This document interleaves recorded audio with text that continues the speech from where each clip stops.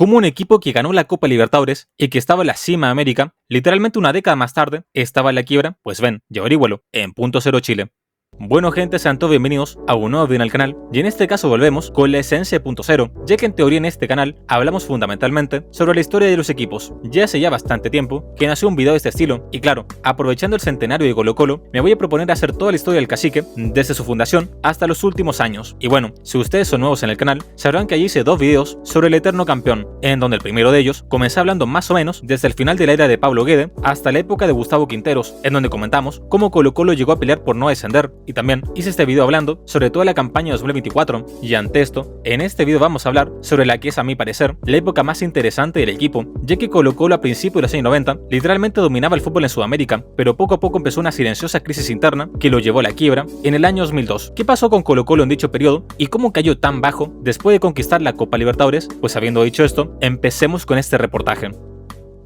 La década de los 90 empezaba muy bien para el equipo, sobre todo considerando que en el año 89 Colo Colo inauguró de forma definitiva el Estadio Monumental con un encuentro amistoso entre Los Albos y Peñarol, y por si esto fuera poco, en ese mismo año dieron la vuelta olímpica del título nacional en aquel estadio, jugando el último partido ante Cobresal. Pero claro, a pesar de estos logros, la gran duda del cacique en aquellos años era a nivel internacional, en donde Colo Colo había hilado campañas bastante olvidables en el último tiempo. Por ejemplo, la Libertadores del año 88 quedó eliminado en octavo de final por un equipo boliviano, en donde luego de perder con Oriente Petrolero en condición de visitante, en Santiago consiguió un tibio empate 0-0, y luego, en el año 89, Colo Colo quedaría eliminado en fase de grupos, lo cual es fundamentalmente doloroso si consideramos que en ese año avanzaban 3 de 4 equipos a la siguiente fase, aunque si somos sinceros, en aquella fase de grupos hubo un polémico partido de la última fecha, puesto que debían jugarse al mismo tiempo el encuentro entre Cobreloa y Colo Colo y Sol de América contra Olimpia, pero curiosamente en el partido entre clubes paraguayos, de forma muy extraña, se suspendió el partido por un corte de luz, y el partido se terminó de jugar al día siguiente, en donde ambos clubes ya sabían exactamente el resultado que les servía para clasificar ambos, y por arte de magia, justamente ha sido dicho resultado. Pero a pesar de esta aparente trampa,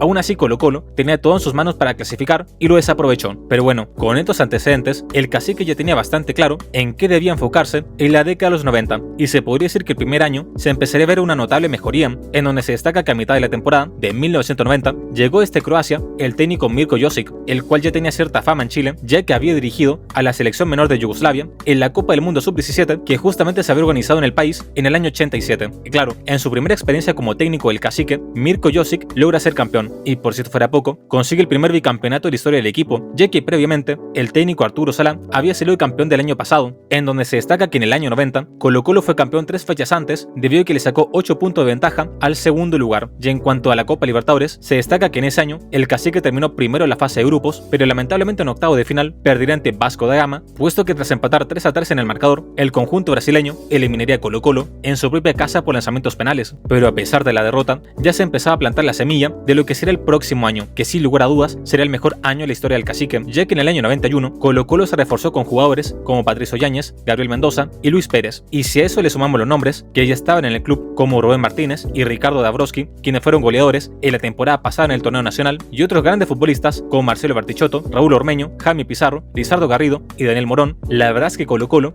tenía un auténtico equipazo, en donde ahora Mirko Josic podría estar desde el inicio de la temporada con todo el plantel de jugadores, y claro, a nivel nacional el cacique lograría la mayoría de edad en cuanto a títulos, ya que la liga chilena ganaría su campeonato número 18, tras nuevamente dominar de principio a fin el torneo, y como dato curioso, ganaría su primer tricampeonato, igualando así lo que hizo Magallanes en la década del 30, pero su mayor logro obviamente lo obtuvo a nivel internacional, ya que en el año 91 Colo Colo consiguió lo que ningún otro equipo chileno había logrado hasta la fecha, y es que en dicho año fue ni más ni menos que campeón de América, en donde toda su aventura comenzaría en el grupo 2, en donde enfrentaría a los equipos de Deportes Concepción, Liga de Quito y Barcelona de Guayaquil, en donde se destaca que Colo Colo terminaría primero de su grupo y sin perder ningún partido, y ya en las rondas eliminatorias el equipo empezó a mostrar una jerarquía distinta, en donde si somos honestos, la gran diferencia de este Colo Colo con respecto a los anteriores años es que ahora el cacique realmente se hacía fuerte en condición de local, puesto que si en años pasados quedaba eliminado en su propia casa, ahora el equipo demostraba que estaba en su rucan, puesto que en octavo de final, tras empatar 0-0 en Perú ante Universitario, en la vuelta en Santiago, en un partido tenso, Colo-Colo ganaría por 2-1 con gol de Rubén Espinosa al minuto 83. Luego, en cuarto de final, el Cacique goleó a Nacional de Uruguay por 4-0 en condición de local, y en tierras uruguayas solo perdiera por un marcador de 2-0, y en semifinales, sin duda que ocurriría el enfrentamiento más épico de todos, ya que debía jugar ante un gigante continental como Boca Juniors, y tras perder en la Bombonera por 1-0, en la vuelta en Santiago, en un partido picante y bastante disputado, Colo-Colo ganaría dicho encuentro por 3-1, dando así vuelta a la llave y clasificándose de forma dramática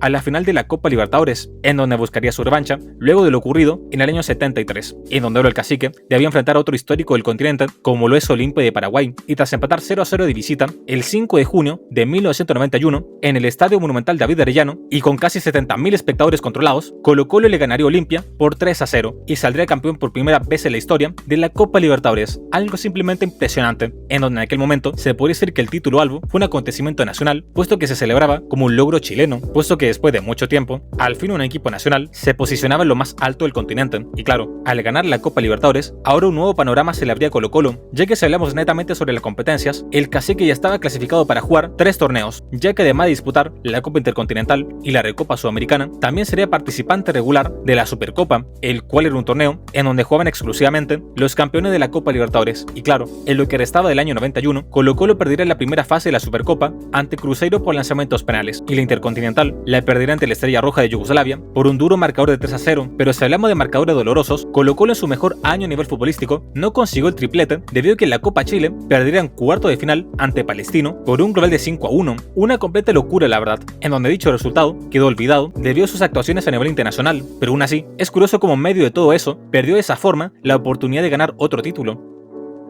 Ya en el año 92, Colo-Colo ahora tenía la difícil tarea de reinventarse en el éxito, ya que es relativamente sencillo llegar a la cima, pero lo difícil es mantener ese buen nivel, y se podría decir que este sería el gran problema del Cacique en los años siguientes, puesto que Colo-Colo quería, y debía, mantener aquella alta reputación que con mucho esfuerzo había logrado crear, y en el año 92, ahora los albos tenían el estatus de ser el vigente campeón de América, en donde se podría decir que a nivel internacional, Colo-Colo se tomó revancha de Cruzeiro y salió campeón de la Recopa tras vencerlo por lanzamientos penales, y en la Copa Interamericana, el Cacique le dio un sabroso baile de 7-2 en el global al Puebla de México, por lo cual, en dicho momento, Colo-Colo ya sumaba 3 títulos a nivel internacional, pero claro, en el torneo más importante de todos, que era la Copa Libertadores, Colo-Colo superó la fase de grupos con algunas dificultades. De hecho, en un grupo de 5 equipos, el Cacique clasificó al terminar en el cuarto puesto y rápidamente será eliminado debido a que en octavo de final, Colo-Colo quedaría fuera por Barcelona de Guayaquil por un global de 2-1, mientras que en el campeonato nacional, en un torneo bastante emocionante, Cobreloa dio un golpe sobre la mesa y saldría campeón del torneo, dejando Colo-Colo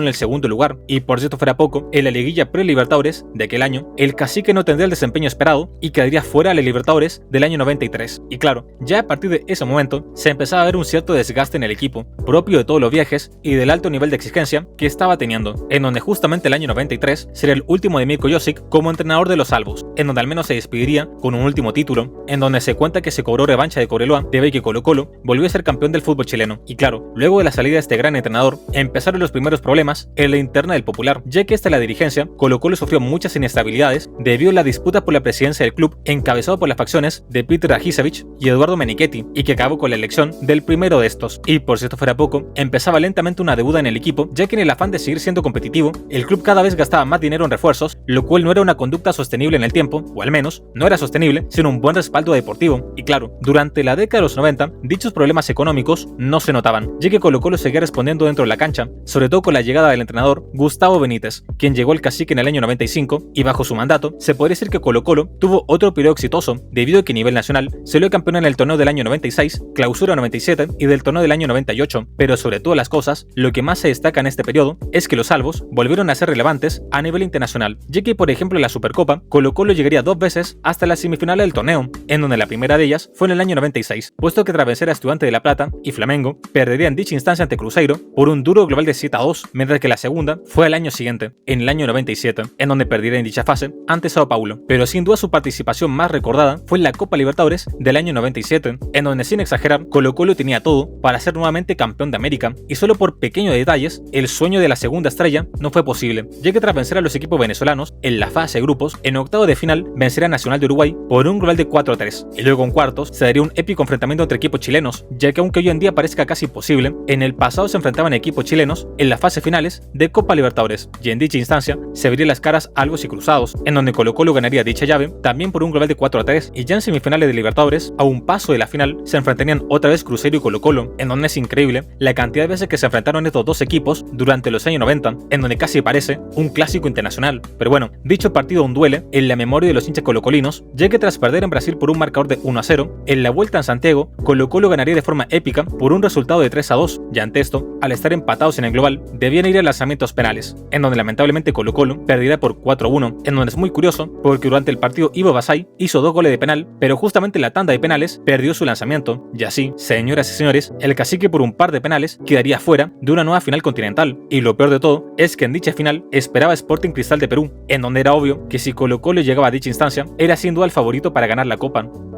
Pero bueno, ya en la final de la década de los 90, Gustavo Benítez deja de ser entrenador de los Albos, y ante esto, los éxitos deportivos dejaron de tapar el desastre financiero que aparentemente tenía Colo-Colo, en donde a principios de la década de los 2000 comenzó la etapa más oscura del equipo, ya que si pelear el descenso es grave, correr el riesgo de desaparecer es mucho peor, ya que el 23 de enero de 2002, la jueza Helga Marchand declaró en quiebra a la Corporación del Club Social y Deportivo Colo-Colo por una deuda cercana a los 22.000 millones de pesos, que eran alrededor de 30 millones de dólares de aquella época, y durante la quiebra, la justicia dejó a cargo de la administración del club al síndico de quiebras Juan Carlos Safia, cuya gestión permitió la continuidad de giro del club necesaria para que Colo-Colo no perdiera su personalidad jurídica y sus bienes no fueran a remate, aunque aún así, durante aquel periodo, la institución sufrió la venta de gran parte de su patrimonio, como la sede del club o el Teatro Monumental, y además de esto, se eliminaron varias ramas deportivas no profesionales y también se borró el Instituto de Estudios para futbolistas del club. Pero claro, si pusieron atención, antes mencioné que Colo-Colo aparentemente tenía una deuda, ya que hasta el día de hoy diversas voces aseguran que el cacique fue perjudicado a propósito y que en realidad nunca estuvo en quiebra. Y claro, para saber si esto es cierto, hay que remontarnos a los orígenes del problema, y es que si somos honestos, todo el problema de Colo-Colo fue por una clásica lucha de poder, puesto que antes de la década de los 90, Peter Dragicevic y Eduardo Menichetti llegaron a ser un gran equipo, y esta pareja unida hizo grandes cosas por Colo-Colo, en donde se destaca el logro de tener un estadio propio, pero a partir de los años 90, dicha pareja se rompió, y para el año 91, Menichetti era el presidente del equipo, mientras Colo-Colo estaba en la cima de América, en donde para algunos, los errores de Menichetti fueron no haber vendido, después de la Copa Libertadores, a sus jugadores estrellas, evitando así el riesgo de su desvalorización por el desgaste, y así obtener mayores recursos, en donde por ejemplo Bartichotto fue vendido un año y medio después, y no al fútbol europeo, sino al mexicano, por un 50% menos de su valor, en donde como mencionaba durante el rendimiento de sus campañas, luego de ganar la Libertadores, se notaba mucho el bajón de rendimiento en el equipo, y claro, en el año 94, asume Peter Dragicevic como presidente del club, y según sus propias declaraciones, ya desde que él asumió, el equipo tenía deudas de alrededor de 8 millones de dólares. Sin embargo, debido a los altos ingresos que tenía el equipo, tanto por derecho de televisión como por sus participaciones internacionales, permitía que el equipo continuara su curso normal. Y claro, según él, en el año 97, Colo-Colo tuvo ingresos de 21 millones de dólares, lo cual generó que la dirigencia de Dragicevic comenzara a invertir grandes cantidades de dinero para repetir los mismos resultados que tuvo el equipo a principio de la década. Pero su dirigencia no fue exenta de polémicas, ya que otra figura importante durante aquel periodo fue Jorge Vergara, en donde según diversas personas que estaban dentro del club, como por ejemplo Luis Cuadros, quien fue ex gerente de finanzas de Colo-Colo durante aquel momento, mencionaba que nadie sabía a ciencia cierta el cargo de Jorge Vergara, en donde él cuenta una anécdota que mencionaba que le dijeron que debía entregarle un cheque de $1000 a él para sus viajes en el extranjero para contactar jugadores y empresarios, y cuando Jorge Vergara volvió de viaje, le pidió que le rindiera cuentas, pero Jorge decía que no le tenía que dar cuentas a nadie, y que no sabían cómo se manejaba el equipo. Y por ejemplo, también es importante mencionar el nombre de Eduardo Jerez, quien en aquel entonces era vicepresidente de la Comisión de Fútbol y el encargado de decidir qué jugador comprar y vender, y él cuenta que durante aquel periodo nadie le consultó nada sobre alguna contratación, es decir, a pesar de que Colo-Colo en aquel periodo estaba en su mejor momento deportivo, en las sombras había una especie de juego de tronos en donde muchas personas querían estar al mando y dominar el club más importante de Chile. De hecho, se cuenta que en el año 95 las diferencias entre Jorge Vergara y la gran mayoría de los dirigentes se hizo insostenible, y a puertas cerradas se enfrentaron ambas posturas en donde le reclamaban a Dragicevic el mal manejo del club, y finalmente el propio Dragicevic aceptó la renuncia de sus dirigentes y mantuvo a Jorge Vergara en el cargo. Y claro, según Dragicevic, las finanzas del equipo estaban bien hasta el año 97, momento en que Colo-Colo no recibió ingresos por derecho de televisión debido a un enfrentamiento con la NFP, lo cual hizo que la situación económica empeorase dramáticamente. Pero bueno, como bien saben, en este tipo de asuntos delicados nadie tiene la razón, ya que siempre se echa la culpa unos a los otros. De hecho, en aquel momento, el principal acreedor de Colo-Colo era el fisco chileno, debido a que el Servicio de Impuestos Internos se creyó contra el club por no pagar los impuestos correspondientes a los sueldos de los jugadores, en donde en aquel momento incluso se habló de que existían dobles contratos, y también muchos otros decían que habían irregularidades en las cuentas y que no se registraban ciertas deudas, por lo cual en los balances el club se veía estable, pero la realidad era muy diferente. Pero claro, la otra versión de la historia es un poco más conspiranoica, pero también tiene su parte de verdad, y es que claro, cuentan que Colo-Colo era una entidad sin fines de lucro, pero que por fines políticos la transformaron en una unidad con fines de lucro para hacerla quebrar, en donde se dieron cuenta que podían ganar dinero con el fútbol a través de los derechos de televisión, y como Colo-Colo no quería venderse, lo hicieron quebrar, lo cual según esta postura hizo que con el tiempo se moldeara la ley de sociedades anónimas, con Sebastián Piñera como la figura más relevante.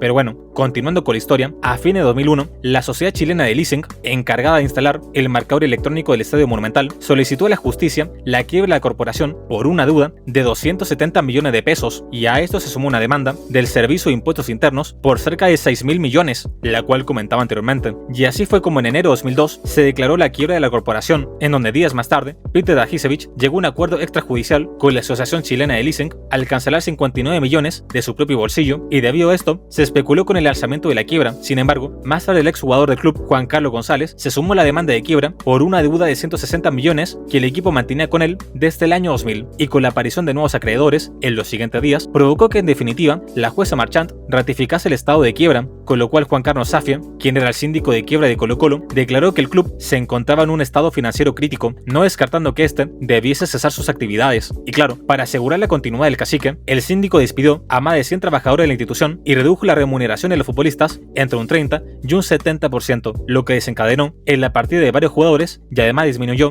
a casi un tercio los gastos del club. Y luego en febrero de 2002, ya con todos los problemas que tenía Colo-Colo, Peter Dragicevic renunció a la presidencia de la corporación, y por si esto fuera poco, incluso corrían rumores de que se podía vender el Estadio Monumental, algo simplemente insólito. Pero cuando el equipo estaba en las últimas y su vida corría peligro, a nivel deportivo Colo-Colo demostró por qué es el equipo más grande de Chile, ya que en el torneo Clausura de 2002, en uno de los torneos más importantes de la historia del cacique, los salvos gracias a su gente saldrían adelante. Y es que tras vivir un momento de decadencia, de la mano de Jaime Pizarro como entrenador y con un equipo casi completamente juvenil, en donde solo se mantenían a algunos jugadores experimentados como Marcelo Espina, Marcelo Bartichotto y Raúl Muñoz, quienes estaban identificados con el pueblo colocolino, en dicho campeonato inolvidable, en semifinales, vencerían a Cobreloa por un global de 4-1, y en la gran final de dicho torneo de clausura, vencerían a la Universidad Católica por un global de 5-2. Y así, señoras y señores, Colo-Colo sería campeón en la quiebra, en donde es paradójico porque esta hazaña es casi tan importante como la obtención de la Copa Libertadores, pero en situaciones completamente diferentes, en donde es extraño pensar que en solo 10 años, un equipo gana un título para coronarse como el mejor de América, y luego ese mismo equipo vuelve a ganar un título, pero esta vez para esperar un poco de oxígeno, luego de estar asfixiado por una terrible quiebra.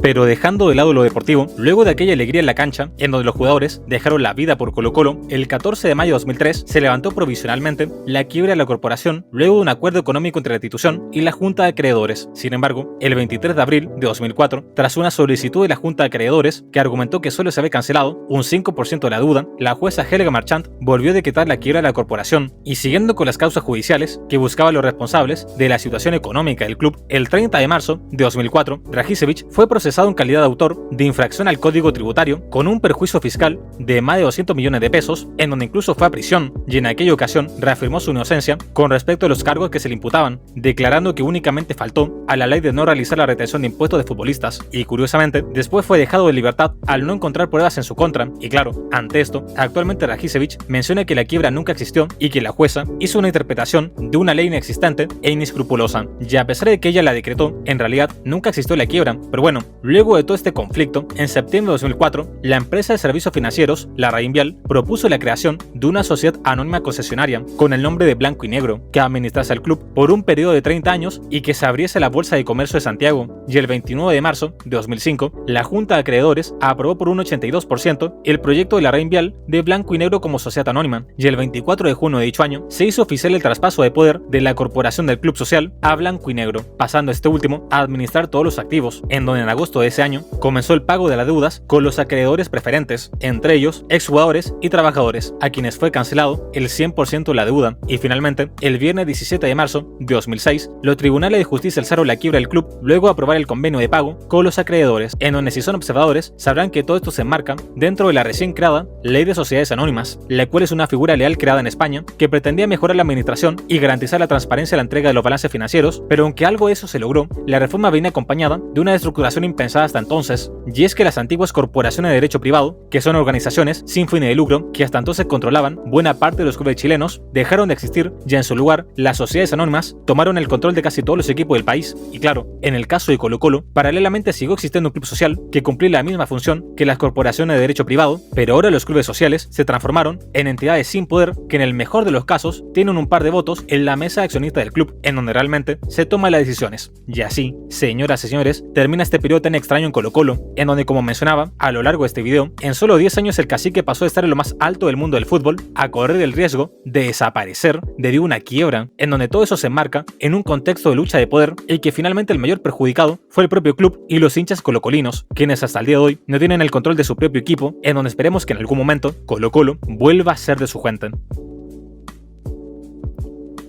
Y bueno gente, hasta acá el reportaje de hoy, espero que te haya gustado, dale like, suscríbete, comenta y comparte, dime qué te gustaría ver en futuros videos, yo soy .0Chile, nos vemos.